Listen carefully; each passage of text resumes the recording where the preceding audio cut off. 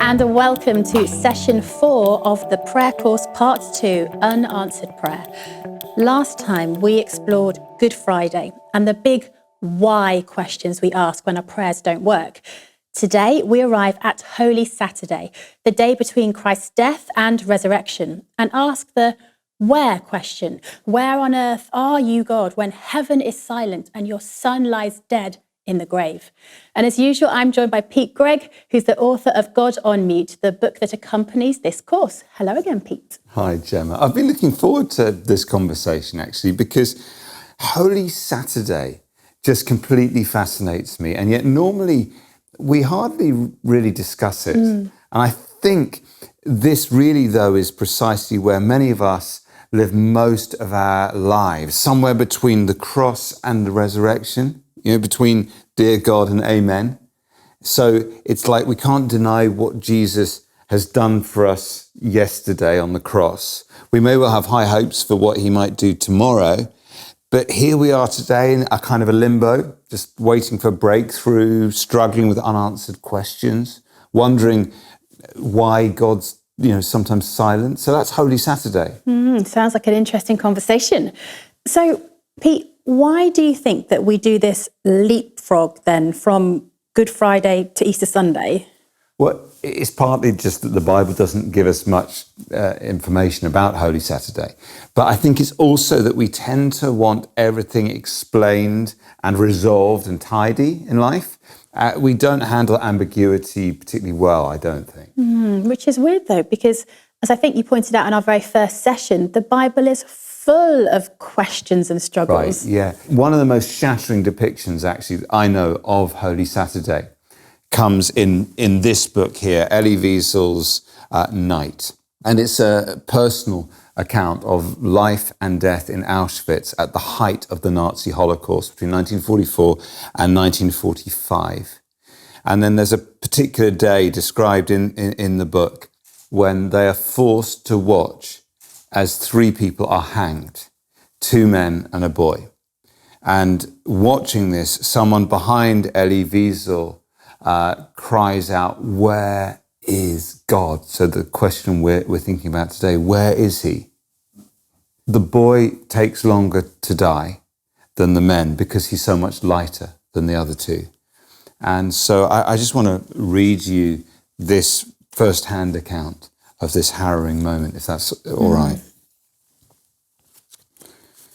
For more than half an hour he stayed there, struggling between life and death, dying in slow agony under our eyes. And we had to look him full in the face. He was still alive as I passed in front of him. His tongue was still red, his eyes were not yet glazed. Behind me I heard the same man asking, "Where is God now?" And I heard a voice within me answer him, "Where is he?" "Here he is. He is hanging here on this gallows." At moments like these, I guess we would all stand in silent horror with Elie Wiesel, doubting God's love or even just his existence. And yet as we do so, we realize that this scene of such evil that indicts our belief in God also graphically depicts the very crux of our faith. Right, the cross. Exactly. I mean, it's understandable that many people ask, where is God in the face of terrible tragedies like this? It must have been, I think, the disciples' question on Holy Saturday, the day after Jesus died. Where is God? Especially with the words of Jesus still ringing in their ears. My God, why have you forsaken me?" Now, some people watching this may well be struggling with faith itself because of some tragedy in their life. And others may be enduring a season of divine silence, feeling like their prayers are bouncing off the ceiling. Yeah, I can relate to that, actually, because I've actually never found faith particularly easy. I think I'm a doubting Thomas, probably a bit too quick to ask, "Where are you, God?" And my wife Sammy, on the other hand, she's the opposite. She didn't have the benefit of growing up in a Christian home like me. And yet her faith, it just never seems to waver. It's rock solid. Wow, I'm really surprised to hear that you struggle with doubt. Oh, no, definitely. At one time, I remember I was sitting by Sammy's hospital bedside, just absolutely desperate, as low as you can be. Sammy had a particularly serious set of seizures the night before. And with appalling bedside manner, I turned to Sammy and said, do you ever just wonder if maybe God doesn't exist? And she responded to me, Pete, getting rid of God right now won't solve any of our problems. Wasn't that a great reply? Wow, your wife is awesome. She said, without God, I wouldn't have hope for this life or the next. I'd be nothing more than a highly evolved animal needing to be flushed out of the gene pool because my body's now broken, right? So I think I will stick with trying to trust because it's way better than the alternative. What a woman. One of the things that's actually really helped me as I've processed some of my darker days is this thing. It's, do you know what this is? Well, for anyone that's seen me on my children's TV show, I know that I play a pirate. So I'm going to say it's something to do with navigating at sea. That's amazing. You're exactly right. Every pirate worth his or her salt needs a sextant.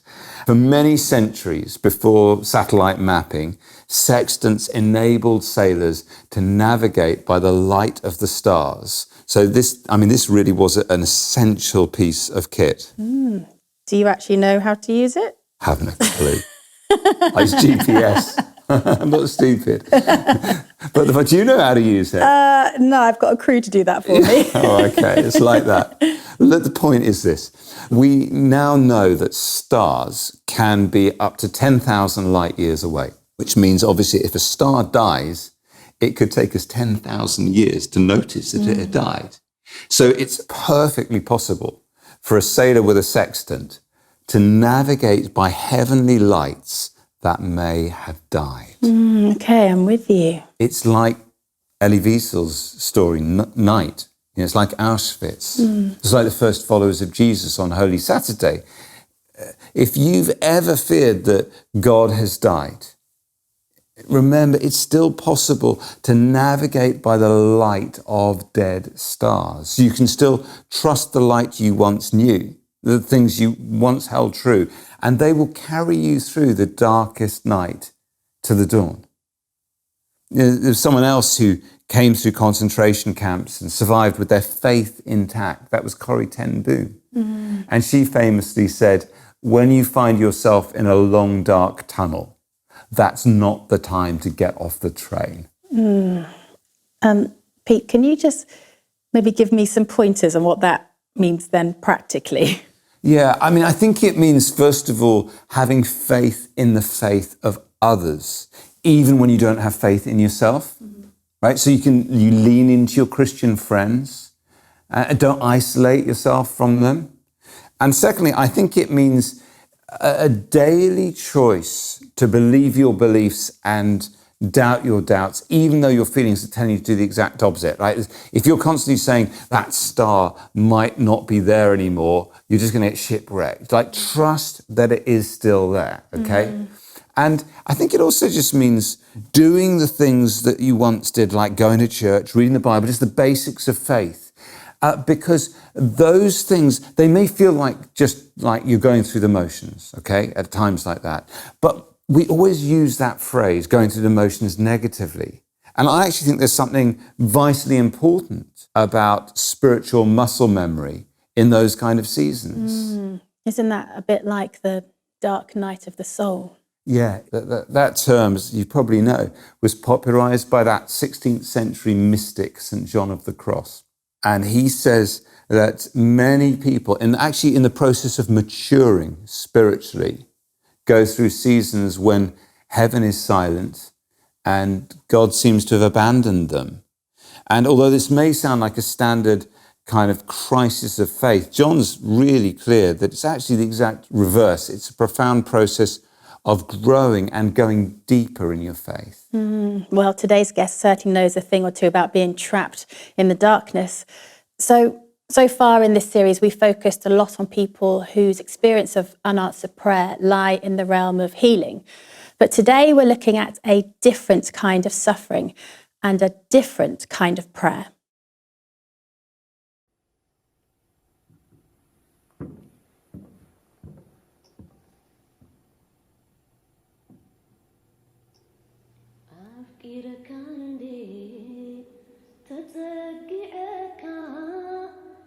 The bus stop, taxi stop, just it's around 8 o'clock. The whole area is just quiet, so only you can hear my voice. So there are 600, 700 around people, they gather. So when I start telling about the gospel, people, they start crying. Even Muslims continue. Nobody throw stone, just keep silent crying. But the government, they arrest me at the time. My name is Helen Berhane. I'm from Eritrea, Asmara. So in 2002, the government recognized only 4 religious groups. 4 religious allowed: Catholic, Orthodox, Lutheran, Evangelical, and Sunni Islam. So I start preaching the gospel as I do on the street. So they arrest me, but finally, because the church was shut down, so I decided to record one CD. Yeah, I decided to record CD, so they are not happy. When the church shut down, how she recorded a CD? So they found me in real underground where I'm teaching young people. I have been teaching them around 1 month. One day they found out. So they tortured me very badly. So they took me to 6th division, it's a prison. So I say, oh, that's good. I can preach here because the church is closed.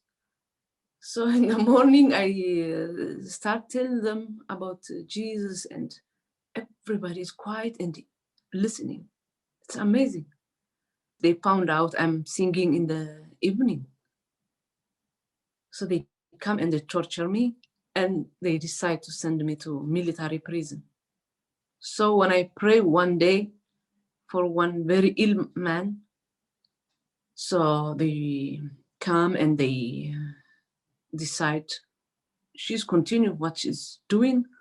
So they decide to send me to, they call it Maisorwa, which means container. So this is kind of purpose to silence me. So we're asking, so what is next? They don't care. They close the door. They left. So around 1 o'clock, 1 p.m., the temperature is extreme, hot. So you can't light the container. So all of us in the middle. So it's kind of suffocation. People, they feel kind of dizzy. So there are 3 different age, like teenagers, middle age, also elderly women. So the elderly women, they are kind of, maybe we will die. Also the teenagers, they start collapse on the floor. So I'm in the middle. So they say, Helen, what can we do? So for me, it's new. I don't know if we survive or we die, because, so I say, please God, help me. So in these difficult times, God have answer. If you ask him and if you start to hear what he's saying. Most of the time we speak, but we don't hear what he's saying. Now the only thing we can do, we sing, I told them. Huh? Sing? What can we sing? We need to sing Jesus Christ, he sacrificed himself on the cross. Just for love. So I think that is enough to worship him. So to hear song for the gods, it's kind of shock. Something is new. So I start singing. I say, thank you for this tole. Thank you for everything by my language. It goes like this. Tamasgan buhulu, tamasgan buhulu, tamasgan buhulu, tamasgan buhulu, tamasgan buwa'i, tamasgan bizahli, tamasgan buwa'i, tamasgan bizahli, which means thank you because it's hot. I say thank you for this hot. Also in the night cold, I say thank you for the cold, for the hot. So I mention all these bad things, what's happening, all dark. So all of them, they start follow me to sing with me. So we are singing. So when we sing more, it's loud more. So these guards, they are kind of, what is this? They shock and they open this container, they start torture us.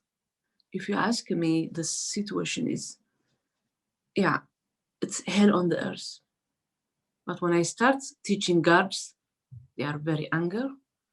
So almost they try to kill me. But I don't know how I survived. But always I'm saying, the reason I survived just to be testimony for others. I'm not panic, because when things happen, it's kind of stretch your mind. So you start thinking bigger. Was there any point in your faith where you just despaired and you doubted your faith? Once they put me with mental ill woman, I stay with a mental ill woman for 10 months. I say, God, you say everything is for good, but she pulled my hair. I can't eat. She kicked my food. She shouted the whole night. They don't give her any medication. So I say, God, what is this? Asking God. So it's remind me about Abraham. He traveled from Philistine to Moriah to sacrifice his own son. So I say, okay, this guy didn't change the first day, the next day. What? So Christianity, it's not to give up in the middle. So from that moment, I don't care what she's doing crazy inside the container. I say, yeah, I need to stand like my forefathers. Oh, Helen, thank you so much. What an incredible woman. Yeah. She's locked in a shipping container in the desert, being threatened and tortured, but instead of asking, where are you, God, she's worshipping God. Yeah, and her story reminds me a bit of your sextant. Helen held on to the light so defiantly in the darkness. She took the truths of God's word and used them to navigate through such terrible times. And I know this isn't anywhere near as serious as what Helen went through, but I had an awful case of adult acne during my time working on Children's BBC. And I often felt like I just couldn't face going in front of the camera. Right. But there was this supernatural, obedient confidence that I had in God, who helped me to honour my contract and inspire others who were suffering with skin conditions by me actually getting up and going into the studio under the lights in front of the camera, doing what he had called me to do. And I can assure you that it was only God who enabled me to do that. Oh, Gemma, that must have taken real courage. Well, yeah, but I mean, it's obviously nothing compared to the courage that Helen had. Do you know, I was really struck by the way Helen derived some of her courage, some of her strength from music. I think there's such an ancient tradition here of lamenting your loss and expressing your hope in song. It's very powerful. Yeah, it is. And there are a lot of psalms that are like that, aren't they? They kind of ebb and flow between hope and despair. Yeah, absolutely. I like how Richard Foster describes the Psalms of Lament. He says they give us permission to shake our fists at God one moment and then break into doxology the next. Yeah, I like that. So like honest anger one moment and then worship the next. And isn't that really just the paradox of normal life, right? We get hurt and hope together. Praise in spite of all the pain. Gemma, random question. What are you like at wiring a plug? It's been a while. Why? Well, as it happens, I've got one here. And in a minute, I'm going to need you to do this one. So a quick test for you. Which wire is which? What's the brown one? Brown is the live wire. Correct. And then Blue one? the neutral. Yes. And the green one? Earth. Very, very good indeed. Okay, we're all going to be safe in that case. So maybe you can just get on and have a go at wiring. There is a reason for this, at wiring this plug. Okay, what's that then? Well, in a bit, I want to play a record to end this episode. I wanted to show you how biblical lament works using that plug there, okay? In what way? As you know, the live wire is always marked positive, the neutral is marked negative, and the earth there to keep us safe. So it's only if you combine those two poles together, right, the negative and the positive in the right way, that you're going to hear the song that I want to play in a moment. So in other words, the negative is really just as important as the positive. And it's only by holding together the hurt and the hope that power can flow through our pain. So we've talked a lot, haven't we, about Jesus crying out from the cross, "Why have you forsaken me?" and how God didn't answer him. Yeah, I think you said that the heavens were silent. Exactly. But I wasn't actually quite right when I said that. Because when Jesus cried out, my God, why have you forsaken me?" he was actually quoting from the start of one of the Psalms of Lament, Psalm 22. And then his very last words from the cross, "It is finished," echo its final line too, which is, "He has done it." I didn't know that. So what we've got here is Jesus very deliberately reciting, we can only assume the whole of Psalm 22, from beginning to end, in his final moments, finding strength to speak out the first bit, "Why have you forsaken me?" and the last bit, "It is finished." So he wasn't just kind of venting some bleak primal scream of despair that echoes down the millennia. He was meticulously articulating scripture in his agony. Somehow, even in this moment of utter desolation, the Bible was still giving language to both his hurt and his hope. Now that just makes me want to look up Psalm 22 and find out exactly what Jesus was praying. Exactly, it's fascinating, isn't it? So we're going to do it, but it's quite long. So maybe we should just do part of it, okay? You're going to notice how it pivots between despair and hope, positive and negative. How are you getting with that plug, first of all? Done. You haven't? Yeah. That's awesome. Well done. Okay, well, I'm going to plug that in. We're going to get some music. If you've wired it right, that is. Hopefully. In just a moment. But first, why don't we just read this psalm together? Okay, this is Psalm 22, so if you don't mind looking that up. Yeah. And my suggestion is that I read the despair verses and then you do the nice, hopeful ones in between, because you're nicer than me. So. Okay. So we'll start with verse 1 and just listen for how uncannily it predicts Jesus' experience on the cross. My God, why have you forsaken me? Why are you so far from saving me? So far from my cries of anguish? My God, I cry out to you by day, but you do not answer. By night, but I find no rest. Yet you are enthroned as the Holy One. You are the one Israel praises. In you our ancestors put their trust. They trusted and you delivered them. To you they cried out and were saved. In you they trusted and were not put to shame. Do not be far from me, for trouble is near and there is no one to help. They pierce my hands and my feet. All my bones are on display. People stare and gloat over me. They divide my clothes among them and cast lots for my garment. All the ends of the earth will remember and turn to the Lord, and all the families of the nations will bow down before him. For dominion belongs to the Lord, and he rules over the nations. Posterity will serve him. Future generations will be told about the Lord. They will proclaim his righteousness, declaring to a people yet unborn, he has done it. Wow, there's such an uncanny prediction of exactly what Jesus was experiencing on the cross.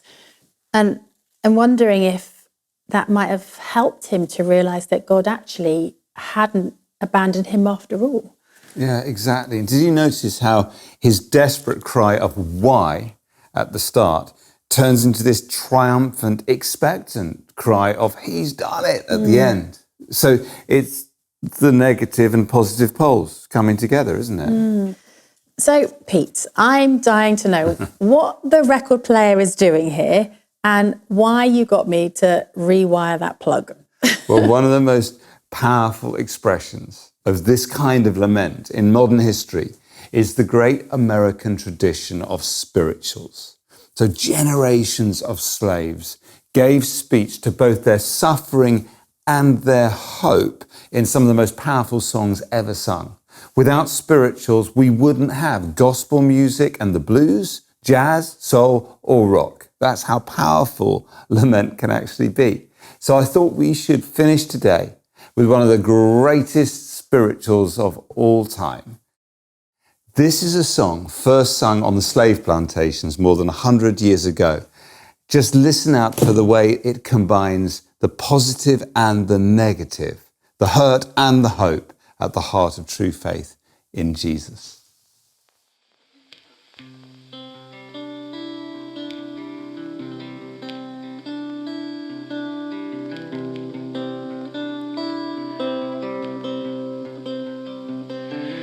We are traveling in the footsteps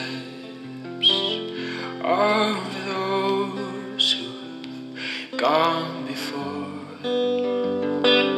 but we'll all be reunited on a new and sunlit shore. Oh, and the saints go marching in. Oh, and the saints go marching in. Oh, how I want to be in the number when the saints go marching in.